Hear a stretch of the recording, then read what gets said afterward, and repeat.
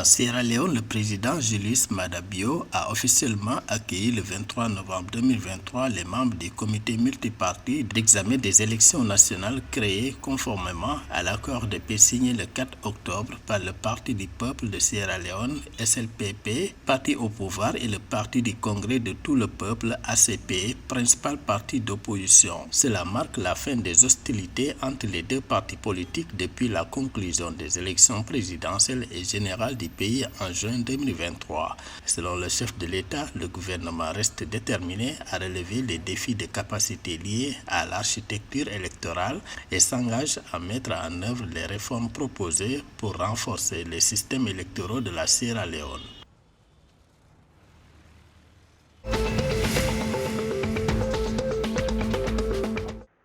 Le gouvernement de Guinée-Bissau prévoit de construire plus de 1000 km de routes grâce à des partenariats publics-privés d'ici la fin de la législature, a déclaré le Premier ministre Geraldo Martins à Lusa le 24 novembre 2023. Dans un pays au réseau routier sous-développé, le développement des infrastructures est l'une des priorités du gouvernement. Le Premier ministre a reconnu que la Guinée-Bissau a davantage besoin, mais a expliqué que le gouvernement est prudent quant aux possibilités et s'est fixé comme objectif de paver plus de 1000 km de routes. Le Premier ministre a souligné que les routes prioritaires sont celles, par exemple, qui servent au transport de produits et de la production agricole locale.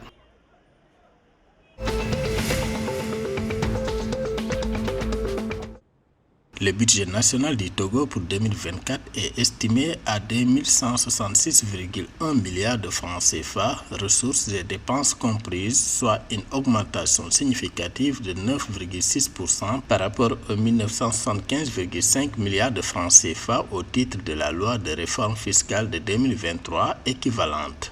Selon la loi de finances votée à l'Assemblée nationale le 23 novembre 2023, le budget a dépassé pour la première fois les 2000 milliards de francs CFA. Le gouvernement togolais continue de donner la priorité au financement du secteur social afin de répondre aux besoins de la population et de soutenir les groupes vulnérables de la société.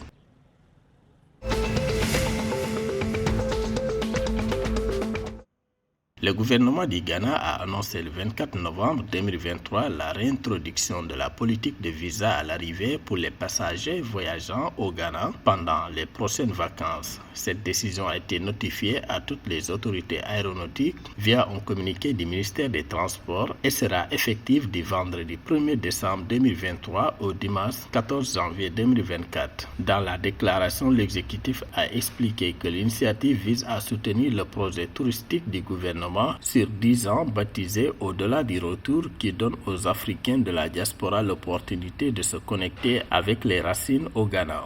Les agences aériennes ont alors été chargées de veiller à ce que cette mesure soit prise en compte.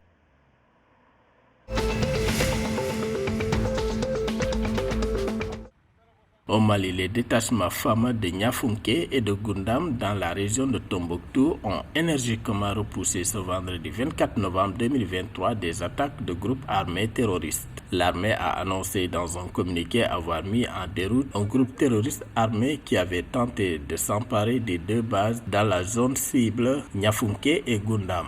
Après des tirs d'obus sur les deux emprises, les assaillants ont tenté de les occuper en vain et ont été mis en déroute. Les évaluations sont en cours selon l'armée.